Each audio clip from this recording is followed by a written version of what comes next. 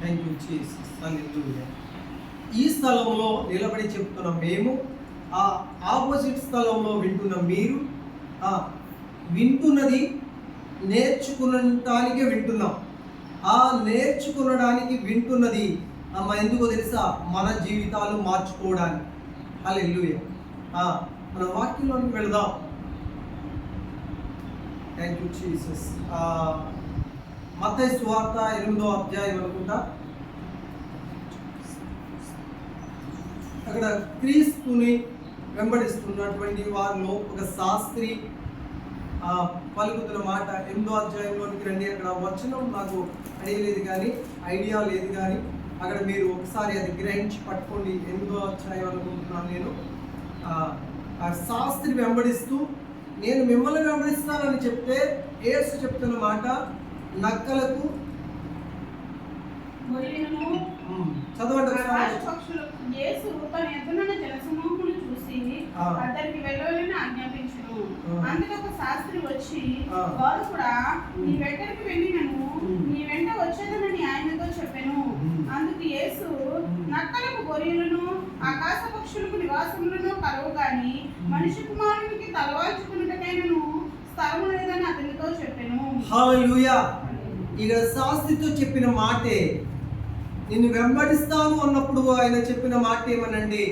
మనుష్య కుమారునికి తలవాల్చుకున్నటకైనను చోటు లేదు. నక్కలకి బొరియలు ఉన్నాయి, ఆకాశ పక్షులకి గూళ్ళు ఉన్నాయి, కానీ ఈ మనుష్య కుమారుడికి తలవాల్చుకున్నటకైనను చోటు లేదు. యేసు వచ్చిన పర్పస్ వేరు. ఆయన వచ్చి ఉన్నది ఎందుకో తెలుసా? నిన్ను నన్ను మార్చి దేవుని యొద్దకు చేర్చడానికి ఆయన వచ్చారు. అంటే ఇంకా నేను పడుకోవడానికి నేను రాలా, నేను నాకు స్థలం సిద్ధపరచుకోవడానికి నేనేమి రాలా. ఇందాక సహోదరి చెప్తున్న మాటే, భూమిలో ఏది కూర్చుకోవడానికి మనం రాలా. దేవుడు ఈరోజు పిలిస్తే మనం వెళ్ళాలి. హల్లెలూయా. మనకు ఒక నిశ్చయత ఉండాలి. ఏమనండి? ఈరోజు నన్ను దేవుడు పిలిస్తే నేను నా కొరకు సిద్ధపరిచిన స్థలానికి నేను వెళతా. హల్లెలూయా. అందుకొరకే మనము ఆయన్ని వెంబడిస్తున్నాం. అనేక ఇంటిలో రోగం ఉంది, అనేక ఇంటిలో కష్టం ఉంది.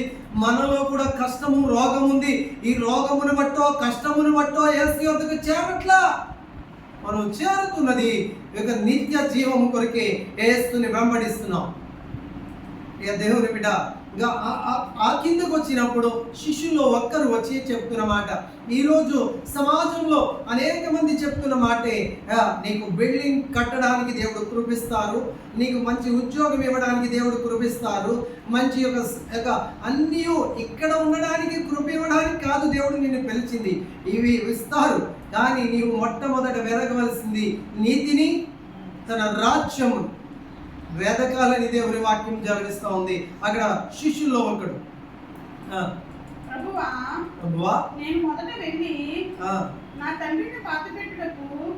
ఇక్కడ ఎవరు అని ఉన్నది? అక్కడ శిష్యుడు అని ఉన్నది, శిష్యుడు అని ఉన్నది. దేవుడు చెప్తున్న మాటే ఏమనంటే, ఆయన ఆ సువార్తల్లో ఆయన వెళ్ళేటప్పుడు మా శిష్యుడికి చెప్పిన మాట, సమస్త అనేక ప్రదేశములకు పోయి, సర్వలోకములకు పోయి సమస్త జనులను నాకు శిష్యులుగా చేయండి. ఇప్పుడు ఈ శిష్యుడు మాట్లాడుతున్నాడు ఏమనండి? నేను పోయి మొదట వెళ్ళి నా తండ్రిని పాతి పెట్టుటకు నాకు సెలవిమ్మని ఆయన అడుగగా యేసు ఇలా చెప్తా ఉన్నారు. శిష్యుడు అడిగిన దానికి ప్రత్యుత్తరం ఇస్తా ఉన్నటువంటి యేసు చెప్తున్న మాటే ఏమనంటే, యేసు అతని వైపు చూసి నన్ను వెంబడించుము, మృతులు తమ మృతులను పాతి పెట్టుకొని నిమ్ము, కానీ నీవు నన్ను వెంబడించు. మృతులు భూమిలో చనిపోయిన వారి కొరకు బాధపడతారు, కానీ మనము బాధపడవలసింది ఎవరి కొరకు బాధపడాలంటే నశించిపోతున్న ఆత్మల కొరకు బాధపడాలి. వారి మృతులు ఉన్నారు భూమిలో, వారికి ఏ చలనం లేదు, భక్తి అంటే భయం లేదు, ఆరాధనైనా మానేస్తారు కానీ అనేక విషయాలు మానరు. అనేక లోకంలో ఉన్న విషయం గురించి కాదు నేను చెప్తున్న విషయం. నేను దైవ చిత్తానుసారమైనటువంటి పరమును గురించి మాట్లాడుతున్నాను. మృతులు బాధ పెట్టుకుంటారు. నీ సజీవుడైన యేసుని వెంబడించవలసింది. సజీవుడైన యేసుని వెంబడించాలంట. హల్లెలూయా. ఇక్కడ కొన్ని విషయంలో, అనేక విషయంలో ఆయన చెప్తున్న మాట, ఆ పక్షికి గూడు ఉంది, నక్కకి బొరే ఉన్నది అని చెప్తున్న మాట దేనికో తెలుసా? ఇక్కడ మీరు కూర్చుకోవడానికి కాదు, భవనం కట్టుకోవడానికి కాదు, మీ కొరకు ఏర్పరిచిన భవనం ఒకటి ఉంది, మీకు తెలియని భవనం. ఆ భవనంలోనికి మీరు చేర్చడానికి మిమ్మల్ని పిలిచాం. హల్లెలూయా. ఆ పిలుపునకే మనం లోబడి మనం రావాలి దేవుని సన్నిధిలో. మన పిలుపు ఏమో గ్రహించి తెలుసుకోవాలి. హల్లెలూయా. ఇక్కడ తిమోతికి రాసినటువంటి 2వ పత్రికలో 2వ అధ్యాయంలో 4వ వచనంలో ఈ వాక్యం ఎలా సెలవిస్తా ఉన్నది? యుద్ధమునకు చేర్చుకునేను అని సంతోషపరచవలనని ఏ జీవన వ్యాపారములో వారు చిక్కుకొనరు. హల్లెలూయా. జీవన వ్యాపారంలో చిక్కుకున్నారు. ఎవరి కొరకు అంటే చేర్చుకున్న వారిని సంతోషపరచడానికి సిక్కుకొన్నారు. వ్యాపారం దేవుని బిడ్డ, దానికి కిందకు వచ్చినప్పుడు అది కంటిన్యూ చేద్దాం. Thank you Jesus. తిమోతికి రాసినటువంటి పత్రికలో నుండి ఆ 2వ తిమోతికి రాసిన 2వ పత్రికలో సైనికుడు ఎవడును యుద్ధమునకు పోవునప్పుడు దానిని దండులో చేర్చుకున్న వానిని సంతోషపరచవలెనని ఈ జీవన వ్యాపారంలో చిక్కుకొనడు. మరియు గట్టి అయిన వాడు పోరాడినప్పుడు నియమం ప్రకారం పోరాడుకుంటే వానికి కిరీటం దొరకదు. ఏం పోరాడు? ఎలా పోరాడాలంట? నియమం ప్రకారం పోరాడాలి. దేవుని సన్నిధికి రావాల్సిన సమయంలో అటెండ్ అవ్వాలి. దేవుని సన్నిధికి చేరవలసిన సమయంలో చేరి దేవుని ఘనపరచాలి. యుద్ధమునకు చేరుతున్న సైనికులు మనం, వేరొకరం కాదు. మనం ఎవరు అంటే సైనికులం. హల్లెలూయా. ఈ సైనికుడు అటు చూసి ఇటు చూసి వెనక చూస్తే ఈలోపు శత్రువు వచ్చి వాడిని ఏం చేస్తాడంటే హతమారుస్తాడు. మన గురి ఎక్కడికి అంటే యేసు యొద్దకి మన గురి. మన యొక్క భక్తి ఎక్కడికి అంటే మన గురి పరుగు బంధంలో పరిగెడుతున్న వ్యక్తి అటు ఇటు చూడడు కానీ తిన్నగా యేసు వైపు చూచుచు ఆ యొక్క ఓపికతో పరుగు బంధం పరిగెడుతున్నప్పుడు ఆ నీతి కిరీటము కొరకే ఎదురు చూస్తారు. హల్లెలూయా. శ్రద్ధగా పోరాడకపోతే మనకి ఈ యొక్క దేవుని సన్నిధికి చేరే అవకాశం ఉండదు. దేవుని బిడ్డ, ప్రతి విషయంలో కూడా వాక్యం వింటున్నా శ్రద్ధగా వినాలి. ఏం చెప్తా ఉన్నారు? వాక్యం మాట్లాడుతున్నప్పుడు అది చెప్పుతున్న వారు పాటిస్తున్నారో లేదో మాకు తెలియదు కానీ వింటున్నా మనం పాటించాలి. హల్లెలూయా. వాక్యం వినడానికి వస్తున్న ప్రతి వ్యక్తి కూడా వింటున్న వారు దాన్ని నేర్చుకోవాలి. నేర్చుకున్న తర్వాత మన హృదయమును మన తత్వమును మార్చుకోవాలట. హల్లెలూయా. మార్చుకున్నప్పుడే మనలో ఏమొస్తుందంట? మనలో ఒక పశ్చాత్తాపం వస్తుంది, ఒక విధేయత వస్తుంది. అది నేర్చుకున్నప్పుడే దాని ప్రకారం మనం నడవగలం. హల్లెలూయా. ప్రతి విషయంలోనూ కూడా ఆయన చెప్తున్న మాట ఇదే, ఆయన ఆ పలుకుతున్న మాట ఇదే. ఏమని పలుకుతా ఉన్నారంటే, మీరు పరిగెడుతున్నప్పుడు పందే రంగమందు పరిగెడుతున్నప్పుడు ఆ పొందుకోవాల్సిన కిరీటమును పొందుకొనడానికి అటు ఇటు చూడడానికి కాదు, లోకం వైపు చూడడానికి కాదు, లోక మర్యాదను అనుసరించడానికి కాదు. మీరు వస్తున్నది నన్ను చూసి నా వైపు చూసి సాగిపోమని చెప్తున్నటువంటి దేవుని వాక్యం. హల్లెలూయా. ఈ వాక్యంలో మార్చుకుంటున్నారు అనేక విధాలు. లోకంలోని వెళ్ళిపోవాల్సి ఉంటుంది, లోకమును ద్వేషిస్తే అని పౌలు గారు చెప్పారు. అది ఒకటి బేస్ చేసుకుని దాని ప్రకారమే వెళ్తారు. హల్లెలూయా. ఒక వ్యక్తి దైవజనుడు అగస్టిన్ ఈ మాట చెప్పి నేను ముగిస్తాను. దేవుడు నా ఆలోచనలోకి ఈ సమయంలో తీసుకొచ్చారు. ఒక వ్యక్తి, ఆ మంచి దైవజనుడు అగస్టిన్ అనేటువంటి ఒక వ్యక్తి బర్మా ఆ దేశం పనికి వస్తూ ఉంటారు ఇక్కడ మన ఏరియాలోనికి. అది చాలా కరువు కలిగినటువంటి దేశం. ఆ ప్రదేశానికి ఆయన వాక్యం చెప్పడానికి వెళ్ళారు.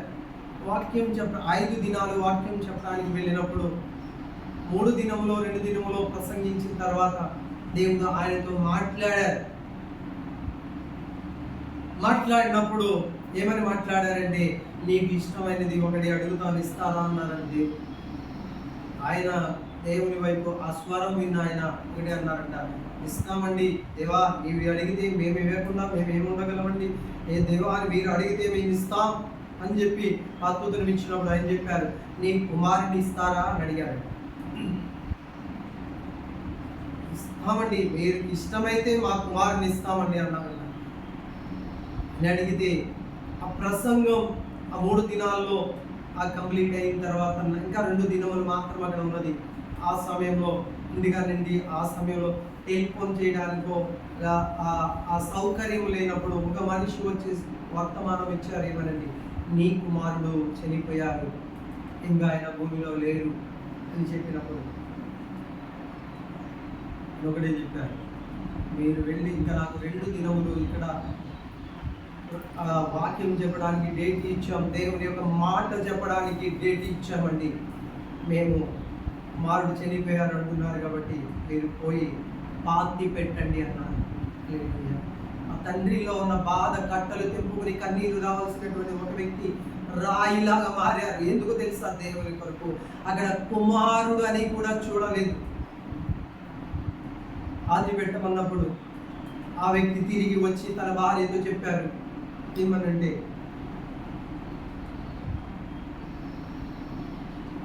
దేవుని యొక్క దైవ సేవకుడు ఇలా అన్నారండి, దేవుని యొక్క తన దాసుడు ఇలా చెప్పారంటే నేను స్వర్తమానం తెచ్చిన, అయితే మనం కానిద్దామని ఆ తల్లి చెప్పి అక్కడ కనీసం బాక్సులో పెట్టడానికి కూడా బాక్స్ కొనడానికి కూడా డబ్బులు లేవు.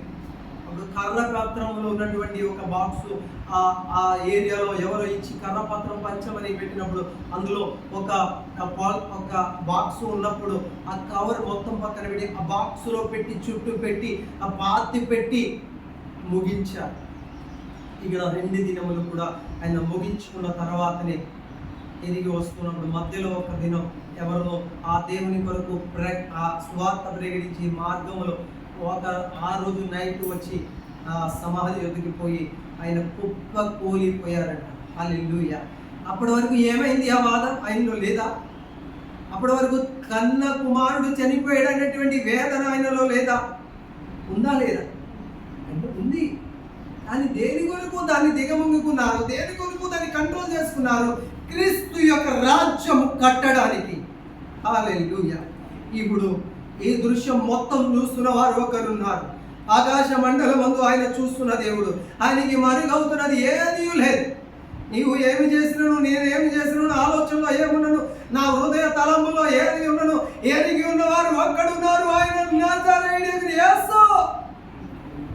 నేను ఇంకా ముందుకు వెళ్ళాలి, కానీ నేను వెళ్ళవలసినటువంటి సమయం వచ్చినప్పుడు వెళ్తాను.